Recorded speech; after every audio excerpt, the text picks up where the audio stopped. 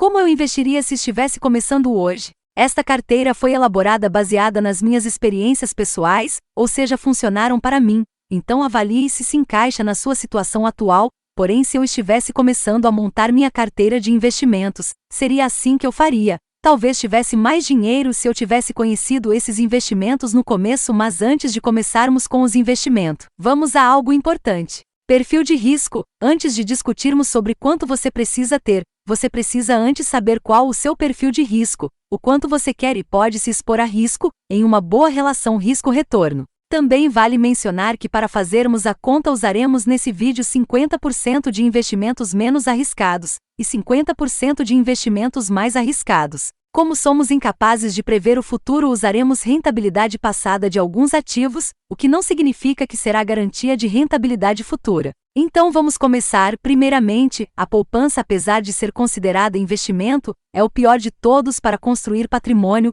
Como a rentabilidade da poupança é tão baixa, ela na maioria das vezes perde para a inflação. Devido a isso, tire seu dinheiro de lá, pois existem investimentos melhores, mais rentáveis e mais seguros. Enfim, vamos ao vídeo. Um dos investimentos que iremos colocar nessa carteira como reserva de emergência será o título do Tesouro Selic. Para quem não sabe, o Tesouro Selic é um título da dívida pública do governo brasileiro em que ele paga rendimentos baseado na taxa básica de juros, a taxa que, como o próprio nome sugere, é a taxa que influencia todas as outras. Em breve faremos um vídeo somente sobre a taxa Selic e as consequências dela na prática, ou seja, este título devido à alta liquidez, maior segurança.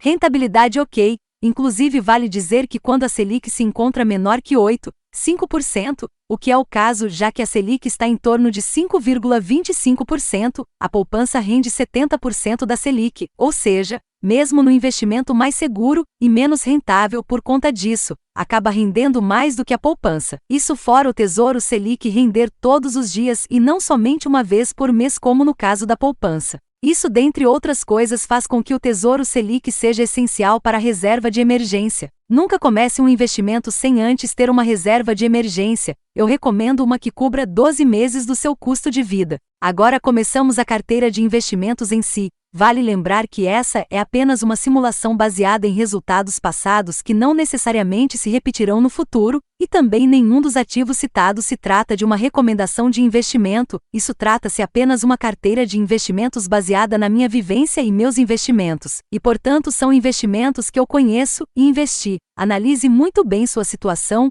e não faça nenhuma besteira. Disclaimer dado, bora para a carteira. Lembrando que está dos ativos menos arriscados para os mais arriscados. Com 25% da carteira está o CDB do Pageran, que rende 200% do CDI, Certificado de Depósito Interbancário, utilizada para os bancos fazerem empréstimos entre si. Na maioria das vezes é a taxa Selic menos 0,10 pontos percentuais, atualmente está em 5,15%, ou seja, este investimento com liquidez diária, disponível apenas no PagBank, rende 10,30% menos o imposto de renda. No entanto, este rendimento tem o prazo de vencimento de 3 meses com o dinheiro voltando automaticamente para sua conta no PagBank, porém ele pode ou não continuar valendo, com a mesma rentabilidade ou não, mas até o momento, coloco ele na carteira com 15% da carteira.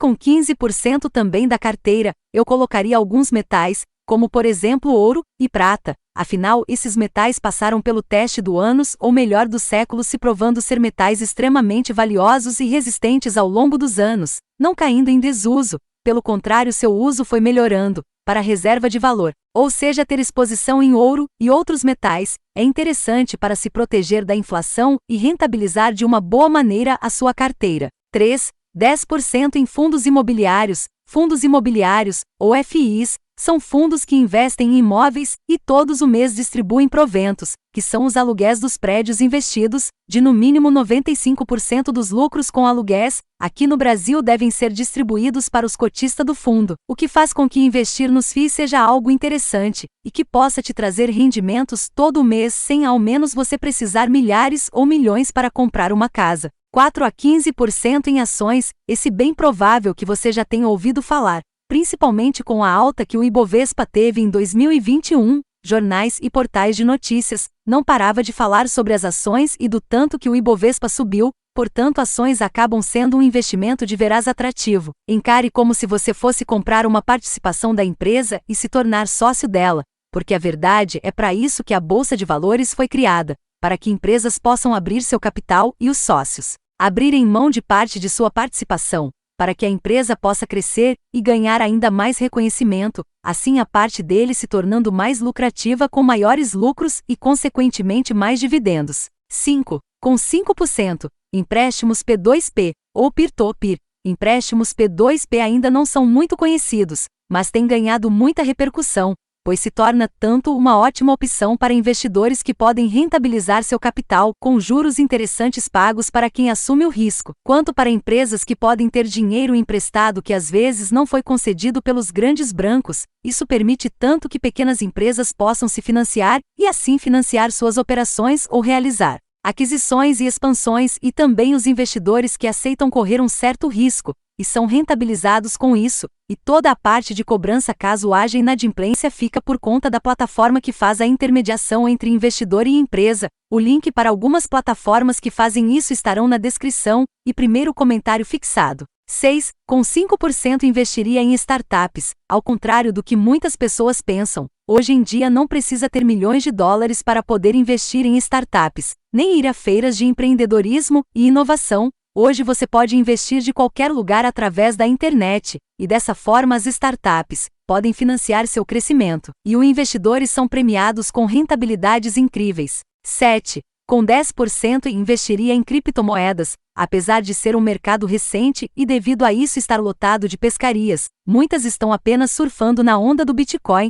Esse mercado ainda está bem no começo, apesar do Bitcoin ter mais de 10 anos, sendo criado após crise de 2008 por Satoshi Nakamoto, provavelmente um codinome. Porém, o Bitcoin trouxe muitas inovações e pode ser interessante colocar uma parte de seu patrimônio nisso. Se quiser saber como o Bitcoin pode te salvar, tanto do governo quanto da inflação, veja o vídeo anterior que estará nos cards. Mas o mercado cripto não tem somente o Bitcoin ou Ethereum que são as mais conhecidas, há também stablecoins que são moedas lastreadas em commodities, como prata, ouro, dólar e acredite até mesmo real. Então vale a pena estudar algumas criptomoedas e se expor pelo menos um pouco nelas. Inclusive existem as NFTs, que são tokens únicos. Mais à frente no canal faremos um vídeo somente sobre NFTs. Recentemente, no começo de 2021, uma NFT de uma obra de arte foi vendida por alguns milhões de dólares. Inclusive um garoto de apenas 12 anos ganhou mais de 2 milhões de reais com uma NFT de baleia, sem mencionar que a cerveja Budweiser, cerveja da qual sou consumidor assíduo, comprou uma NFT e domínio beer.e por 635 mil reais, isso sem mencionar que até mesmo Lionel Messi está lançando uma coleção de NFT. Ou seja, é bom considerar pelo menos se expor um pouco nesse mercado tão promissor. 8. E o restante, em mim mesmo. Isso mesmo que você ouviu, investiria os outros 20%. Investiria em mim mesmo, nos meus conhecimentos, em habilidades novas e experiência de vida. Afinal, todos os investimentos citados acima são bons, porém, eles ajudam a aumentar nosso patrimônio, mas nosso conhecimento multiplica nossos ganhos. Isso, claro, se o conhecimento for correto. Então, utilizaria esse restante para meu próprio investimento e aprender coisas novas que possam transformar minha vida. Afinal, esse é, digamos, o investimento menos arriscado, pois está todo o controle na sua mão. Fechando aqui nossa carteira, retorno a dizer que essa carteira é baseada na minha experiência nesses anos todos de mercado, e que caso eu estivesse começando hoje, eu utilizaria essa carteira nessa mesma proporção.